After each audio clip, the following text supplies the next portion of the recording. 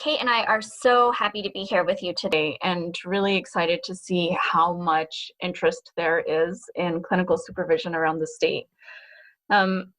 Just as we're getting started, I wanted to give you a quick tech tip that Jen Panhorst shared with me.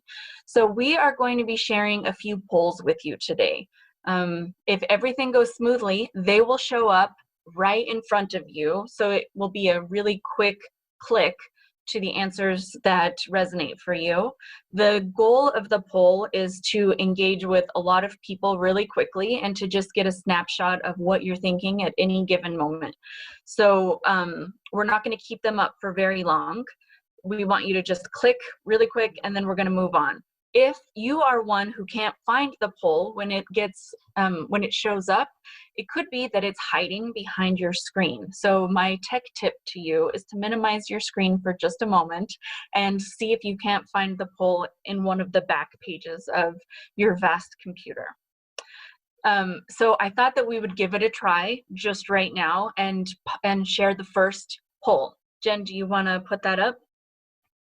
Okay, so perfect. Kate and I just really want to get a quick sense of what's bringing you here today.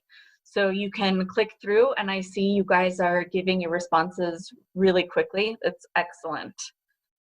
And while you're doing that, I'm also going to put in a plug for everybody. If you have the ability to put your camera on so that we can see your face, it does make this so much easier. This training is meant to be really interactive. We do have a couple of breakout groups planned for you today, and it's much easier to share information and really to talk to you guys if we can see your bright and shining faces. So I appreciate that. It looks like maybe the responses have slowed. So Jen, since I can see you, can everybody see the results at the same time or do we need to share that? Perfect. Okay, awesome. So we can move on then. Okay.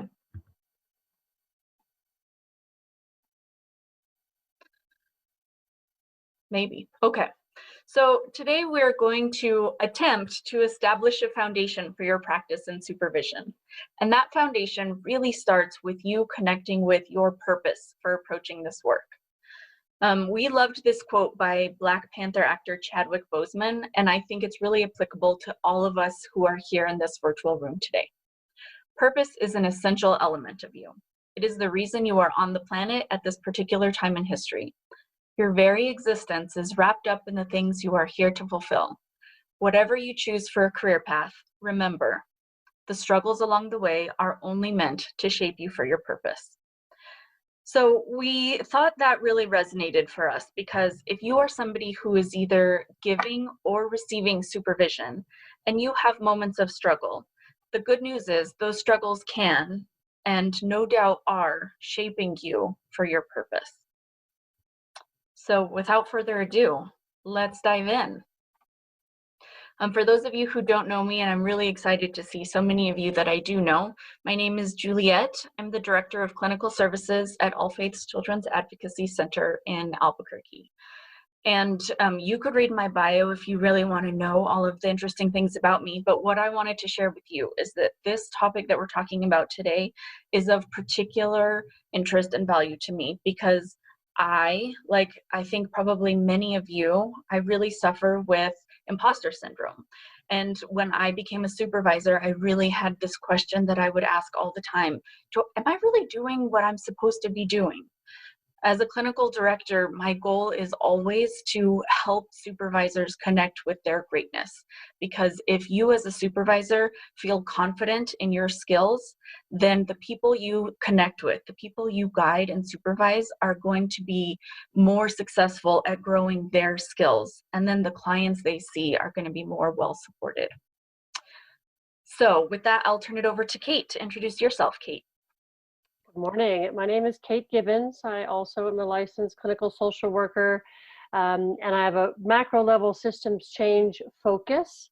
And so that is the perspective I bring to this training and to this initiative around building the quality and the capacity and capabilities of clinical supervisors.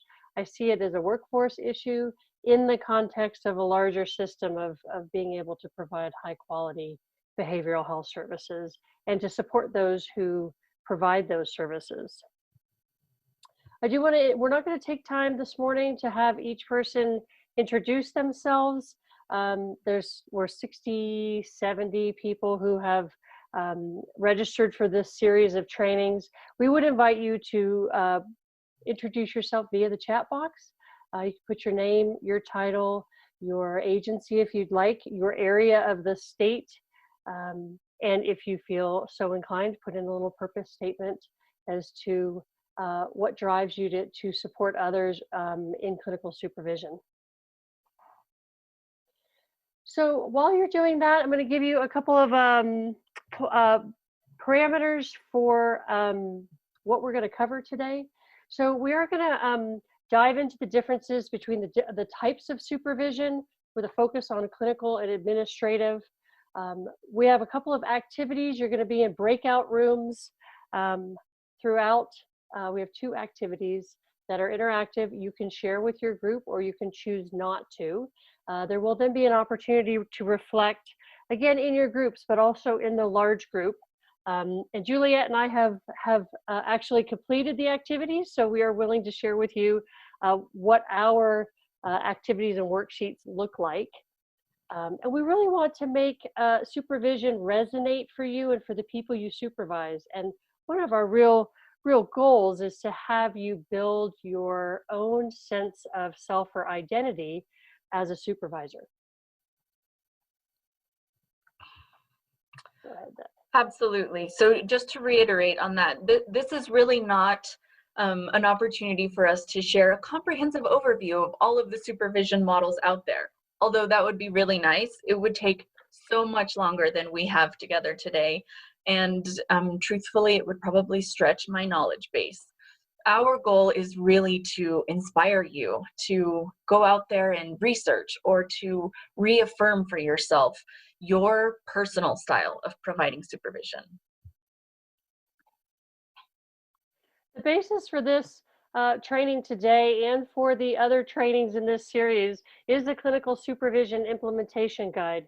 We have a clinical supervision learning community.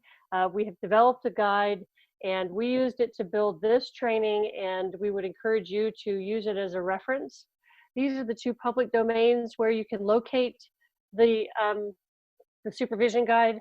I find it easier to access it through the Behavioral Health Providers Association link. It's just a more direct link. And I actually was reviewing it this morning to make sure I really understood what some of the models are for supervision as I was looking at my own activities. So we would encourage you to access this, to use it, and to feel free to reach out and ask questions. And to work with coworkers. I think one of the other purposes of these series of trainings is to build a conversation, an ongoing dialogue about clinical supervision. What's needed? How can the state further support supervision? How can we build capabilities and capacity? And how can we make it less of an administrative burden and more about practice development? And if you are one who is really looking for some new supervision tools, this guide is a really great place to start. It's basically 100 pages of tools you can use today in your practice. Okay, so there really is going to be a lot of opportunity for some self-reflection today that you can or you don't have to share with others. It's really as you're comfortable. But as we get started, I'm going to ask you to do a really quick piece of self-reflection, and we're going to put another poll up. So the question is, what type of supervision are you currently providing? Is it administrative? Is it clinical? Is it a blend of the 2? I don't see the poll on my side, but that's probably because it's hidden behind my screen. It's up. Okay, thanks. There Oh, we perfect. go. All right, so a quick selection of which one feels more relevant for you.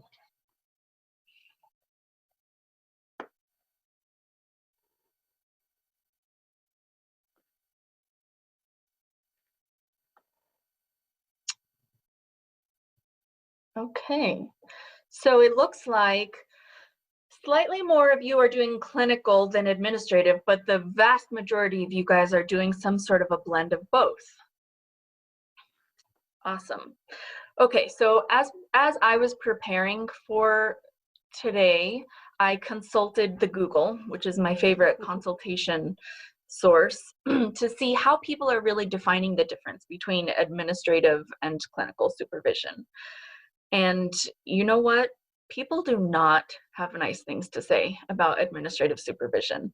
One of the more neutral definitions that I came across, and I'm going to read it to you, described administrative supervision as concerned with role, duty, and function, as well as the execution of tasks related to billing and payment. Yuck.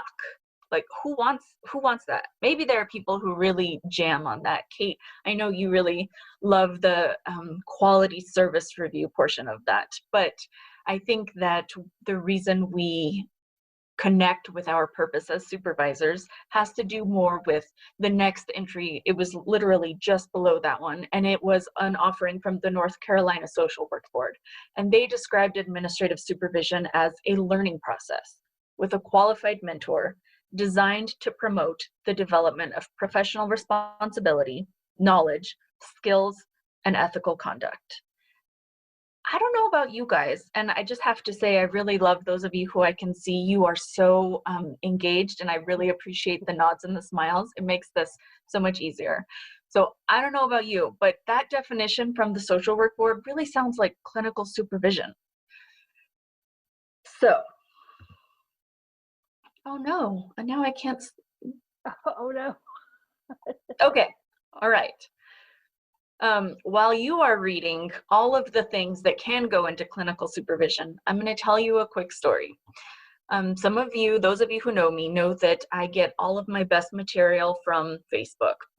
So there is a therapist toolbox page on Facebook, and they post questions and everybody can give their own perspective. One of the questions was, what do you wish you had learned in graduate school? What do you wish they had told you in graduate school about what it means to be a clinician?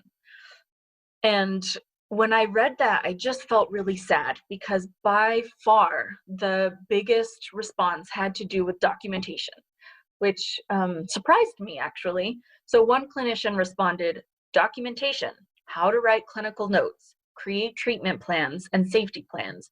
Agencies don't train on these important aspects of the work or offer any productive feedback. We have to learn all of this without any guidance. Another clinician said they wish they'd been told that all that will matter is productivity and you'll never have time to catch up with your notes ever. So I just want to get a quick show of hands, and I'm going to expand the amount of people that I can see here. How many of you have either had these same thoughts yourself or maybe supervised somebody who had these same thoughts? And you can just, yes, perfect. Some are, I see so many hands being raised right now. Absolutely. So here's what I will share with you. If you have staff who are feeling like they are doing little, minimal, important clinical work compared to the amount of documentation they have, the chances are that you as a supervisor are probably having periods where you feel the same way. And as a supervisor, you have the ability to shift that energy. And so our goal for today is to give you some tools to shift that energy in a very intentional and mindful way. Okay. Kate, do you want to share first? Yes, I'm gonna I'm just gonna back up for a minute about the administrative supervision. So each time Juliet and I met to go over our slides to prepare, we stopped at the clinical supervision and administrative supervision part and had our own conversation, sometimes a little bit into a rabbit hole.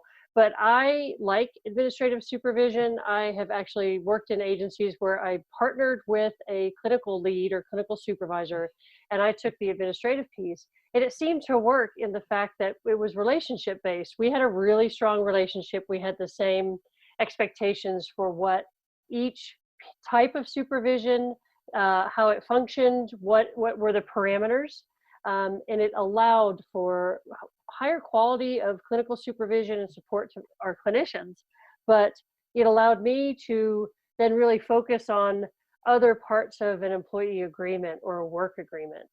And it was through my clinical supervisor that we actually was able to identify billing errors, billing, stretching of the billing codes, because the administrative piece, those actions are part of good clinical work. Documentation is also part of good clinical work. And we have long conversations about how to use those functions to support clinical practice. Mm-hmm. So as we move into some of the theories of supervision, these are all listed in the supervision guide starting on page 18, and quite a bit of resources and references. So the types of supervision that I like to use are a combination of reflective and systems approach.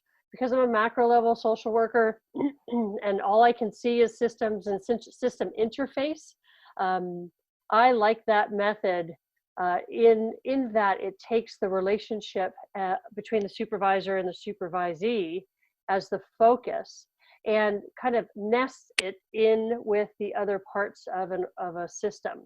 The organization, the client-centered approach, and client or person needs, learning tasks, and supervisor functions. So there is a call out in this systems approach for each of those different components of supervision, which are some components that will fit into some of the activities later on.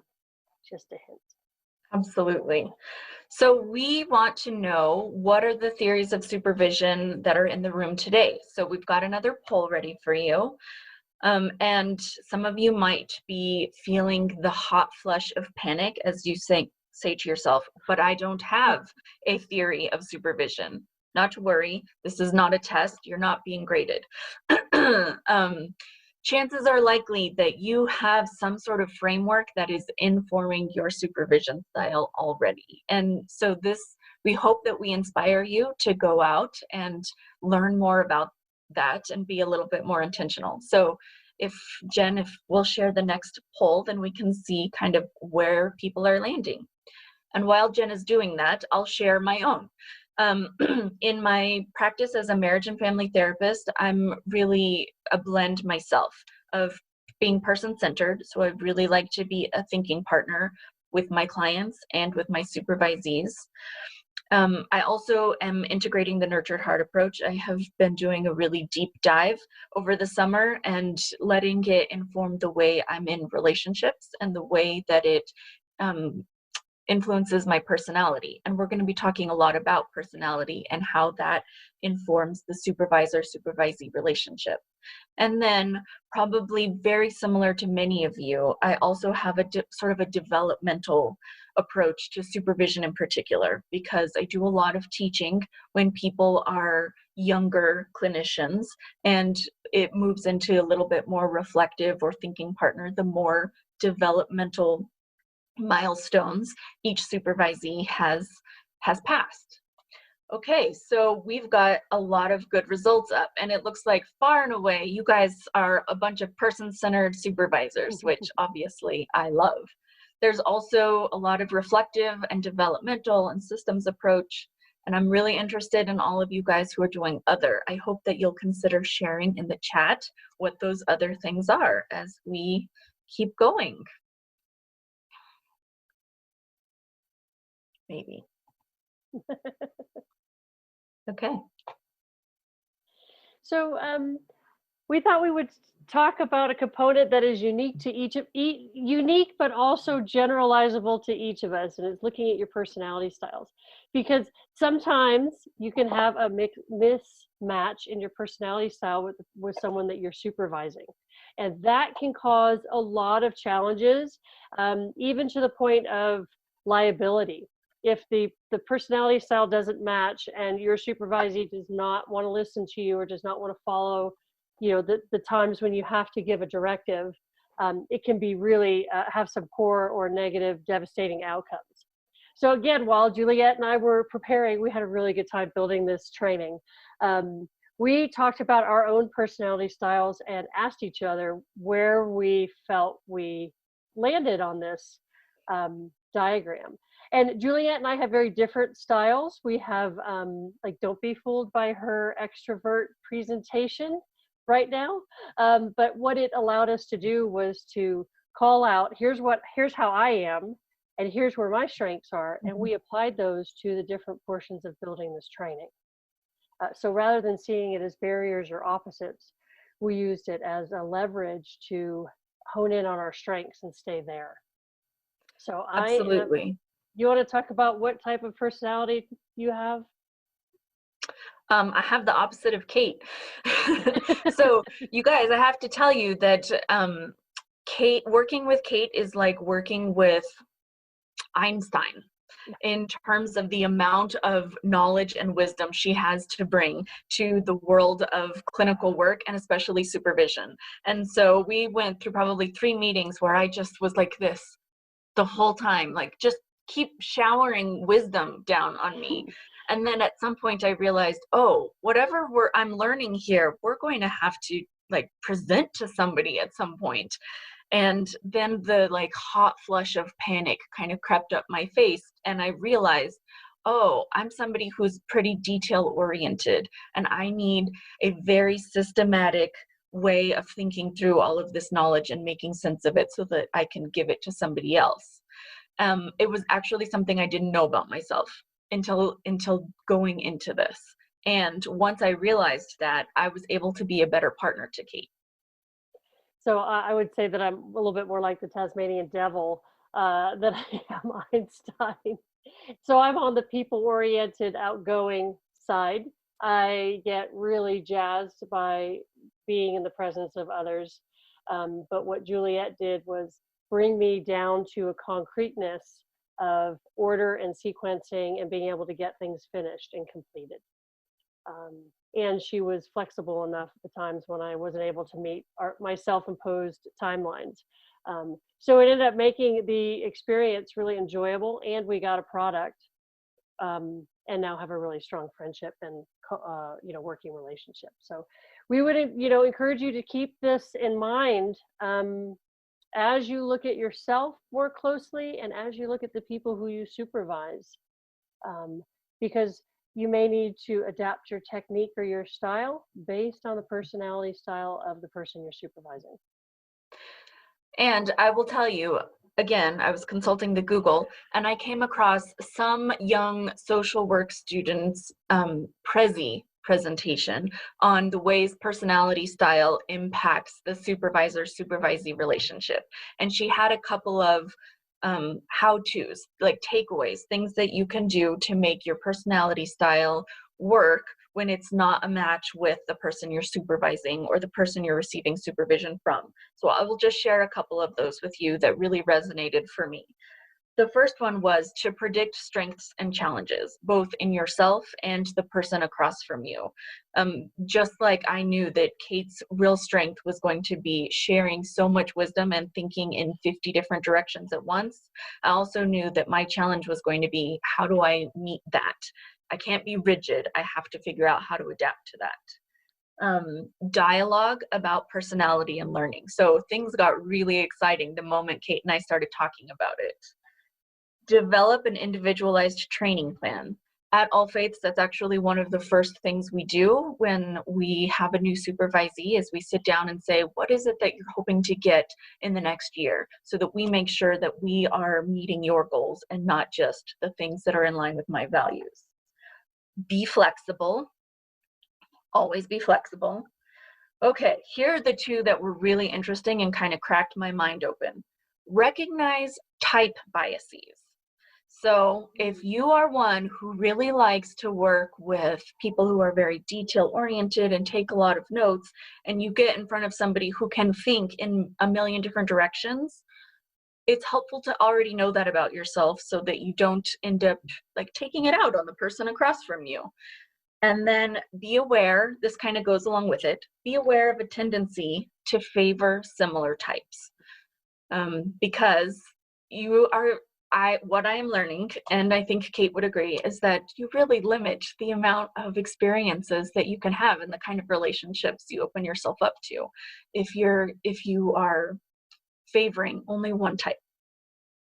I will also say there are so many different personality styles out there. This is one diagram that was very quick to pull from the internet, but there are many other ways to look at it. So I hope that you are inspired to kind of consider what are all of the different things that go into your personality, and check in with the people across from you in the room, see what's going on with them too. Okay, so I'm going to go ahead and start, get us set up for our first activity. Venn diagram is one of my favorite ways to illustrate or describe something that's happening in a system. So in this context, it's the system of clinical supervision or supervision in general. And so what we've done here is tried to show the overlap between clinical supervision, administrative tasks, and the needs and expectations of someone that you're supervising. You go ahead to, yeah. Okay. Oh, there we go. So you, I want to just confirm that there was a handout sent out for you to be able to use in your breakout groups. I see blank looks. Yep, I can put them into the chat box, okay. Maybe. Perfect. Since you know how to do that. I do know how to do that, thanks to my intern. He's going to be very proud he's on this call. So what we thought we would do is have you, when you get into your groups, I'm going to send you this first handout. And we want you to just spend time looking at the overlap between administrative tasks, clinical supervision tasks, energy drains, or things that make you feel worn out or that you hate to do, and those tasks that are re-energizing or that make you feel really excited, and see where they overlap. So I did one of these, and I started off by writing into the circles with a pencil, and then I moved items to where they overlapped, and then I filled in to the side.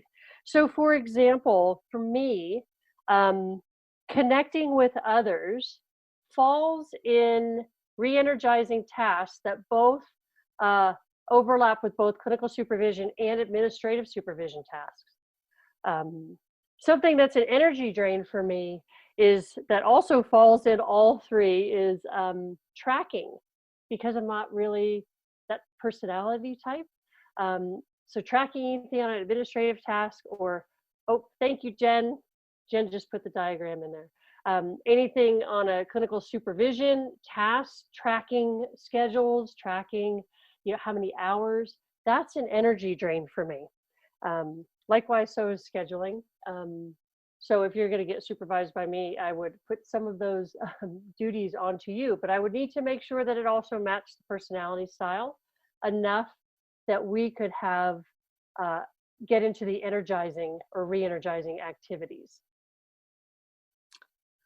Great. And a couple of examples for me, training on documentation. I really am starting to think about that differently. I used to think about that primarily as an administrative task.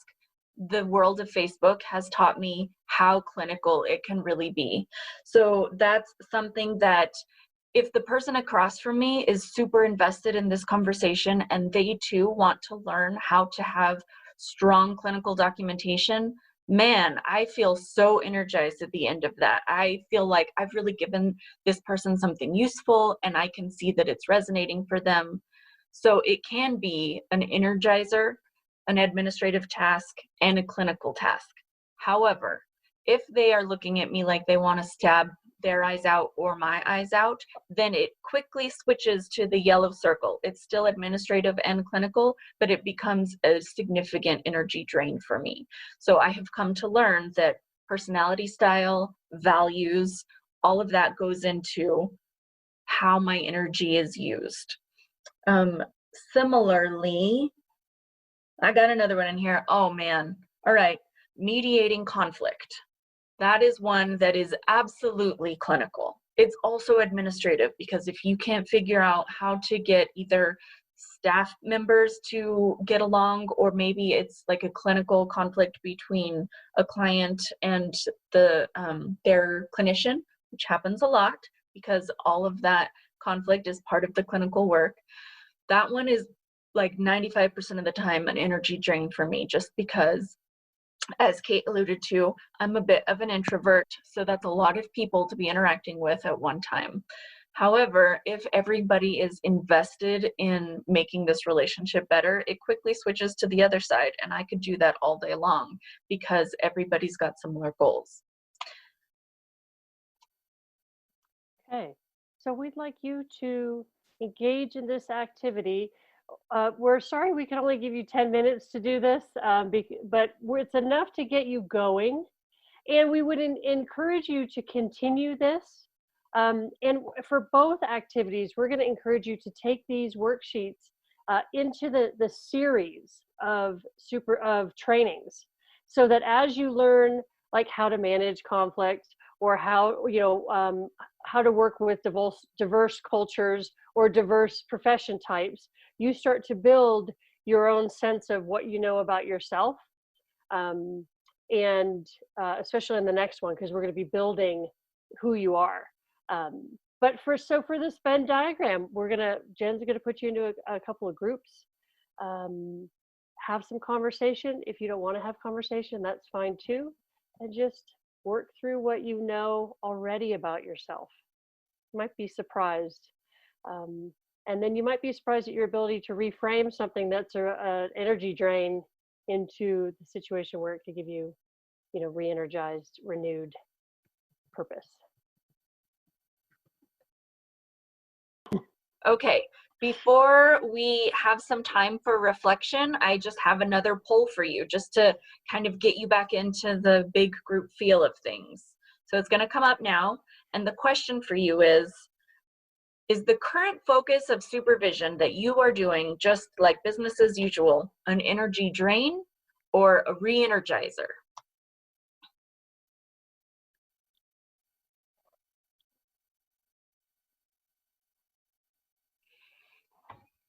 Really in the moment. I just love this.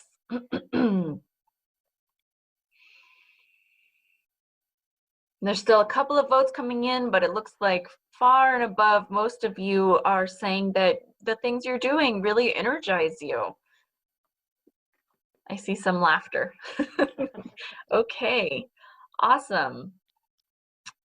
So, all right. You had the opportunity to kind of create your own Venn diagram, or if you're like me and you're a little technologically challenged, then you probably wrote down some things on a piece of paper and looked at the Venn diagram like, oh, that's a pretty image. I'm going to write some things down. So the time has come to share out. And so you can raise your virtual hand with the reaction button, or your real human hand if you've got your camera on. And yes, we are going to play like some Hollywood squares and see who wants to share first.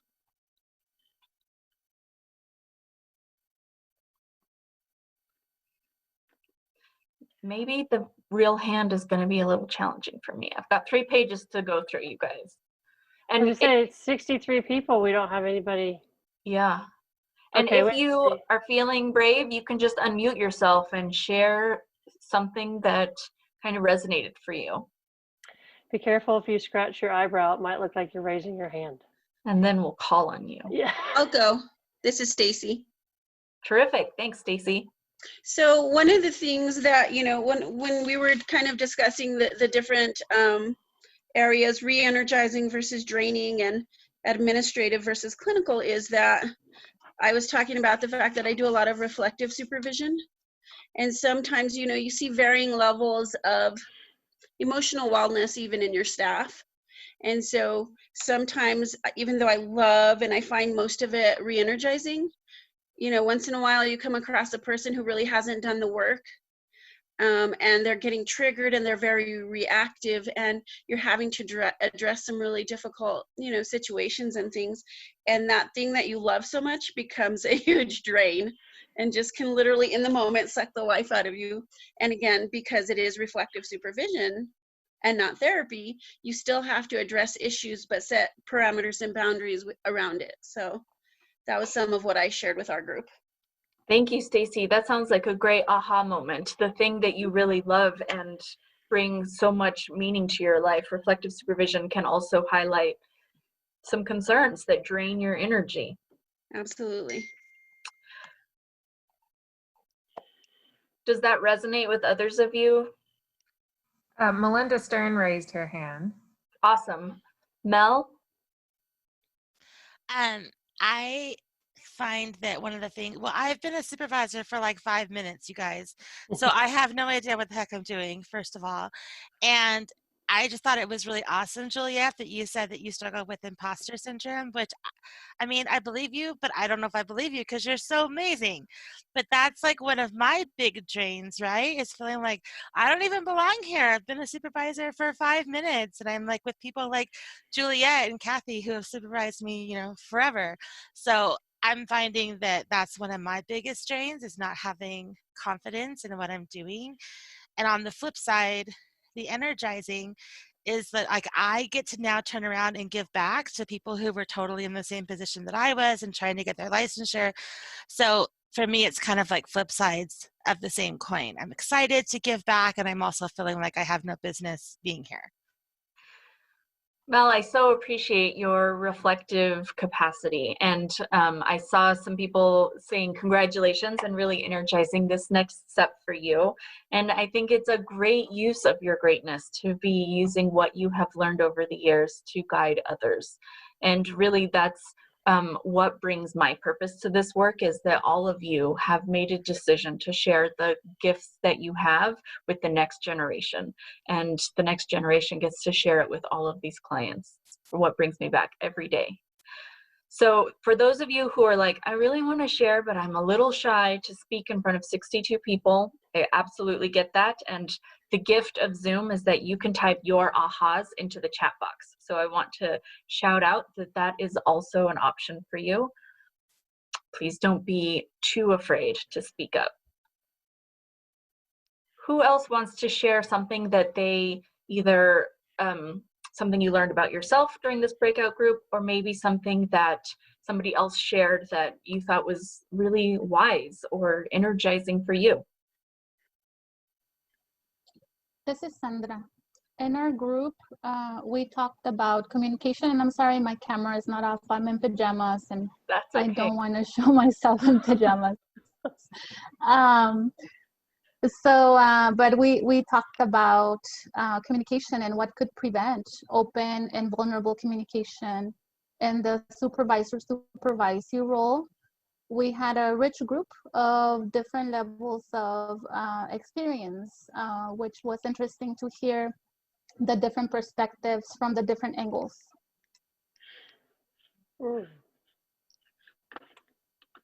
Thank you, Sandra. It sounds like you were able to get some feedback from those who are maybe still receiving supervision, those who have been giving supervision for a short amount of time, and those who have been in this field doing this work for quite a long time. So you could hear many different sides of it.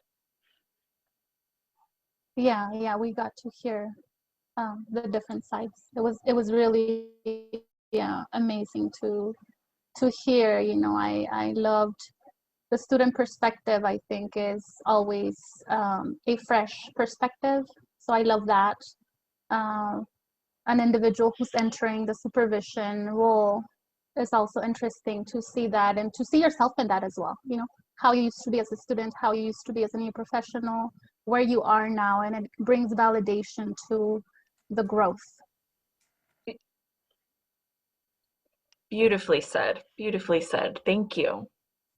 Okay, so I'm going to pivot a little bit on this conversation, you guys, because it sounds like so many of you really have a great handle on the tasks that you're doing that are energizing versus the tasks that can sort of drain you of your energy. And it also seems like it's not a big stretch to say that the administrative can be clinical. So here's my question to you. If there is something you are considering changing, if you might make a change somewhere in your current diagram, where is one place you might look to start? What is one thing you would like to change?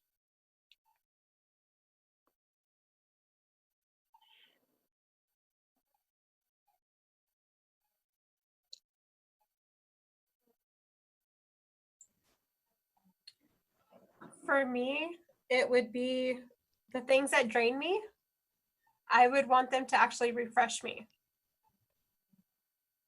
So it would have to be a refocus of actually looking at how I'm addressing things and seeing how I can actually use that where it's not going to be such like almost a punitive problem.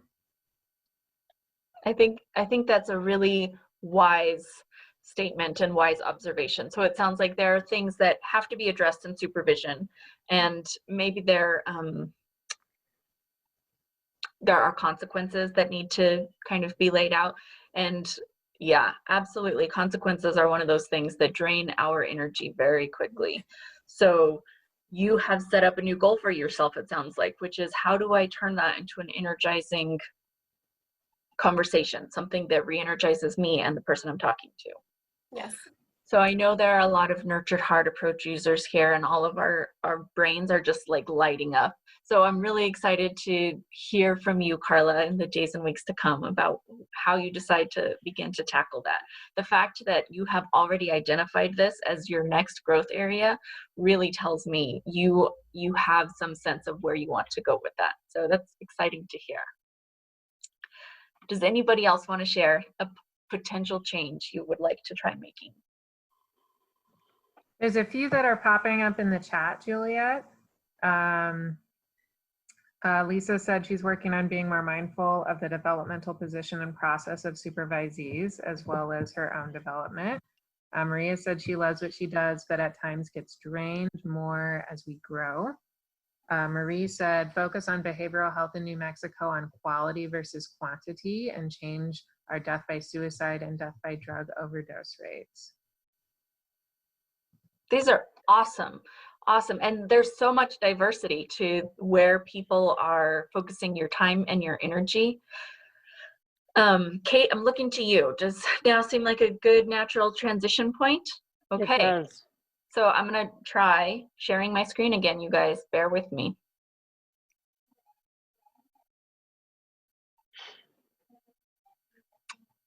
Jen, can you give me a thumbs up or down?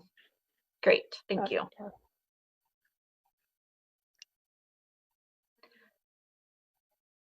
Okay. So you've heard us talk almost interchangeably about administrative and clinical types of supervision.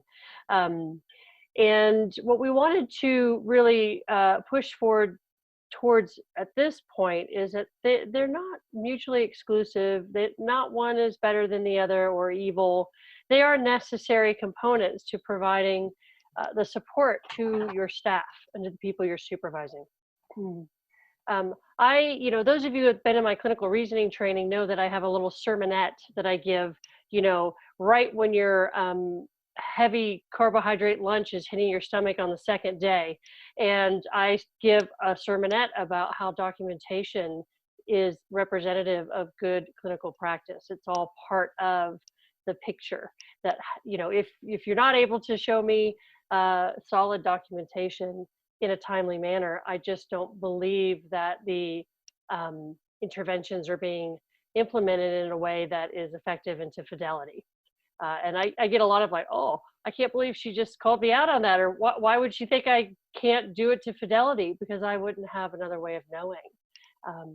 So I do that a lot with students and with folks who I'm supervising, is give a little bit of tough love around that.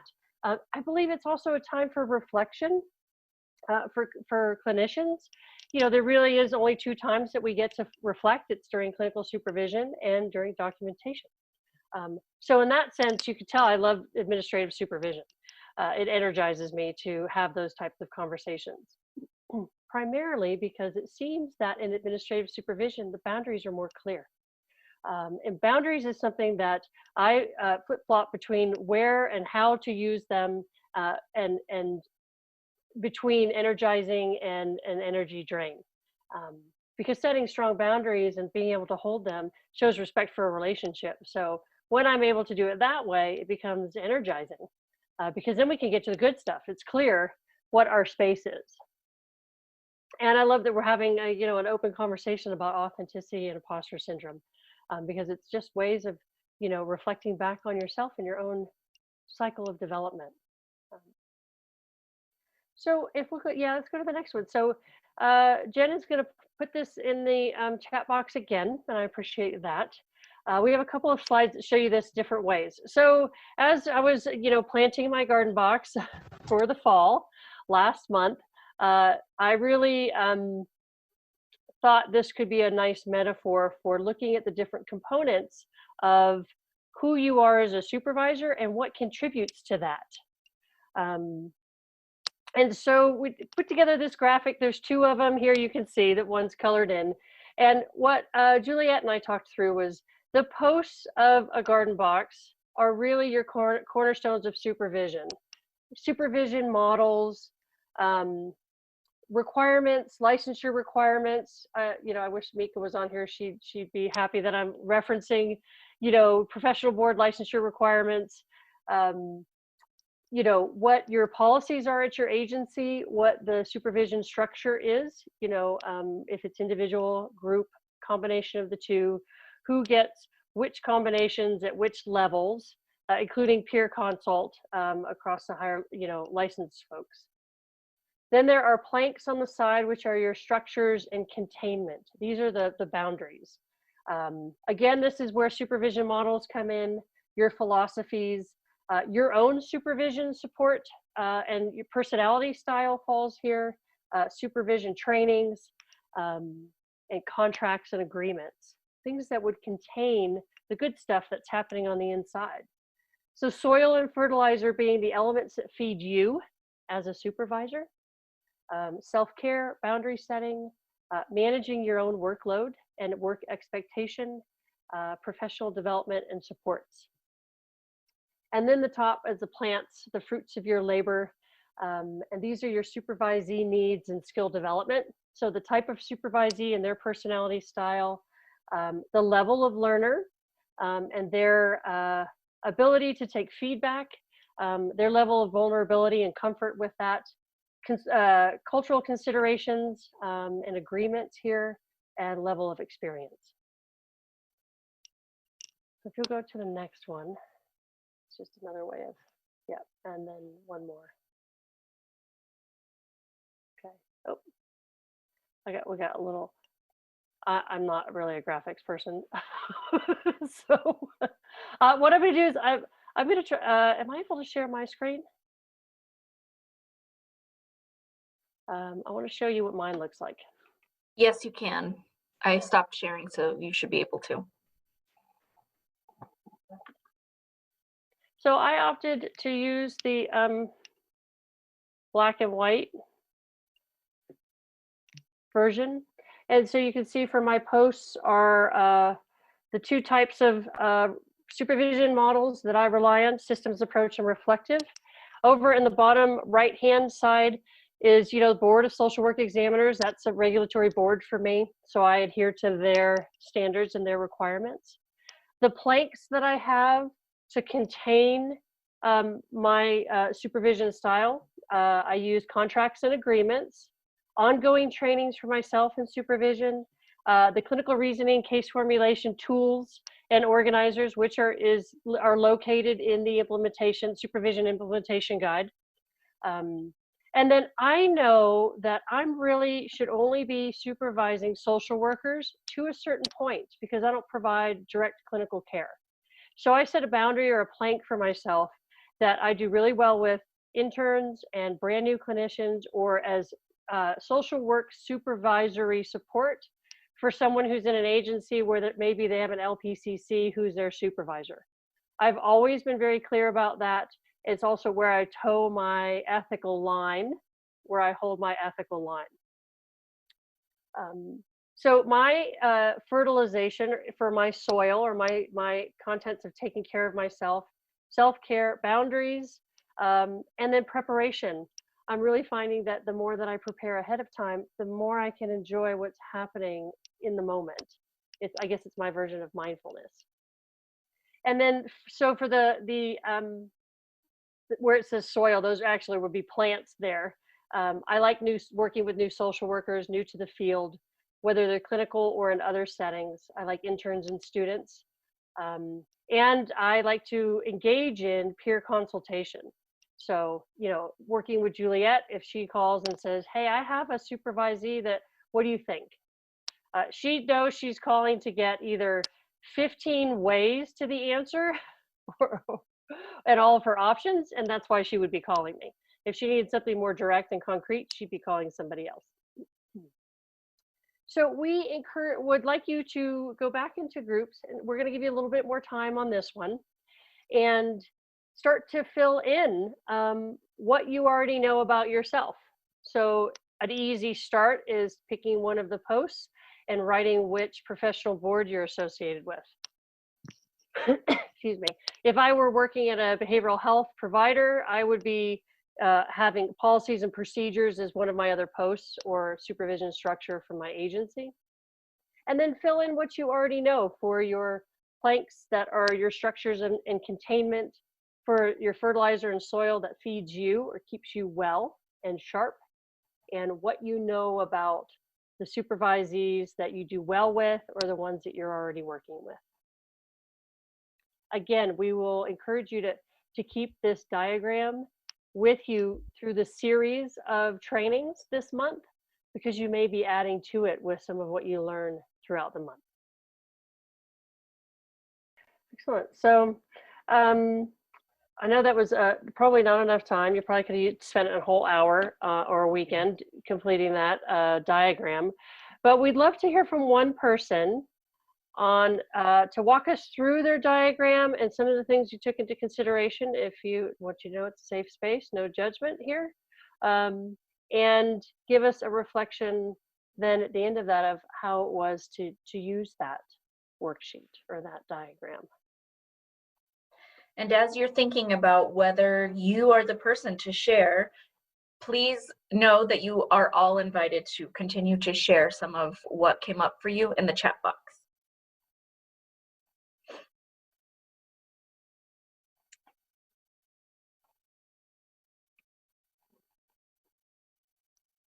I'm not afraid to call on someone.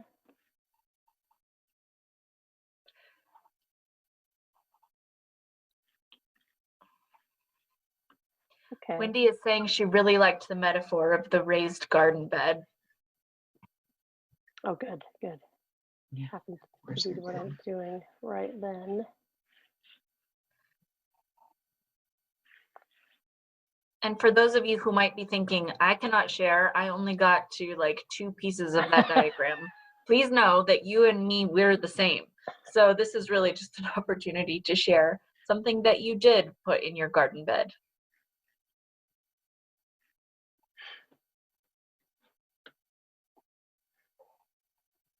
I'll say something. For me, I work in a court setting, so one of those pillars or posts is the court. It's not just the court, it's the state, it's all those laws and local rules and kind of dictates. So that's really one of our main pillars. So it's always a challenge to work. And as a social worker and counselors working in a legal system, we're really fish out of water. I'm not even sure we find the water some days, but I think that's one of our biggest pillars that I, as the director, always have to figure out how to help navigate and really be that bridge between my team and the judges and sometimes the court administrators. So that's something, I've been in my role now a year, and that's something I'm still working on. So still developing. I really appreciate that reflection, because that's just as much of a clinical type of administration and administrative supervision. I mean, it's practice. It's how is what we're doing with folks involved in the legal system, how does it help them?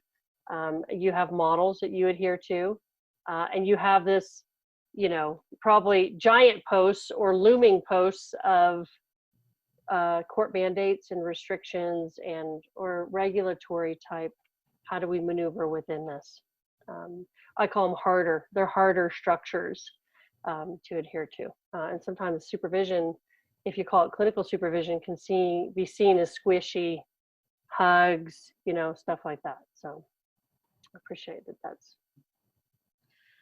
There's also a comment in the chat. Ted said that their group talked about the environmental hail of COVID and trauma fatigue and how that impacts the box and the garden. I see so many of you nodding.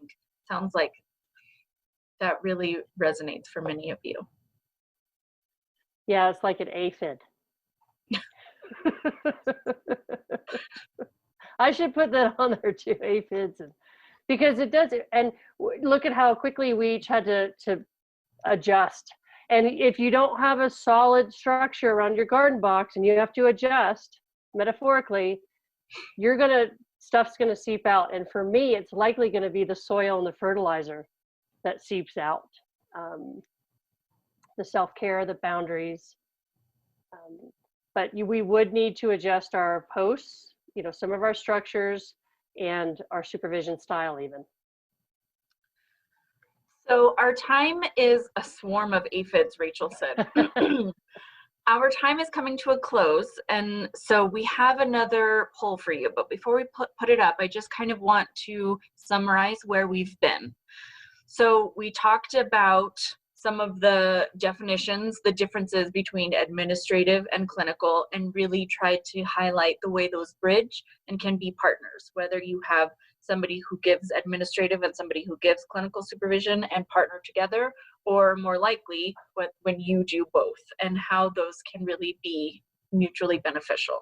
We talked about the importance of understanding your own theoretical style of supervision, your own personality style, as well as the personality style and the needs of the person across from you. And then we tried to give you a couple of worksheets that you can use for self-reflection, because supervision is really a lot about reflection, not just for your supervisee, but also for yourself, so that you are really filling your garden box with the tools that are going to be meaningful and useful for you.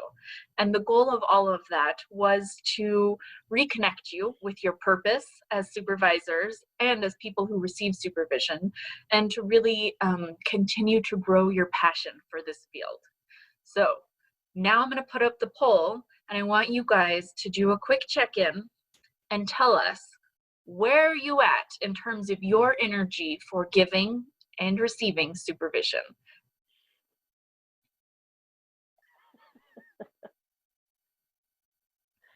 Pretty dramatic. Down the drain. Is it circling the drain? It might be circling the drain. Perhaps. I love that there's no middle option. You force response here. That's right. Okay, so, and I really appreciate the honesty behind this, because the truth is an hour and a half is not going to be enough to give you all of the tools and skills you need in order to feel rejuvenated. But we hope that we have planted some seeds and given you some places where you want to research and grow in the days and weeks to come. And so I think I can say safely that Kate and I are so grateful and appreciative for all of you deciding to spend your lunch hour with us on October 1st. We're looking forward to learning with you in the weeks to come and spending the month of October together.